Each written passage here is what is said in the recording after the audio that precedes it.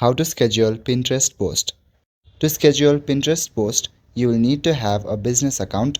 So firstly, you will need to create a business account. At the top right corner, click on your profile. From the drop-down menu, click on Convert to Business. When you do that, then this kind of interface will open. Scroll down and select the option Upgrade. Once you do that, then it will take some time to load. And now you need to describe your business by selecting one of these factors. You can select any one of these. It could be consumer goods, service provider, or content creator. Then again, click on Next. By following these prompts, change your normal account to a business one.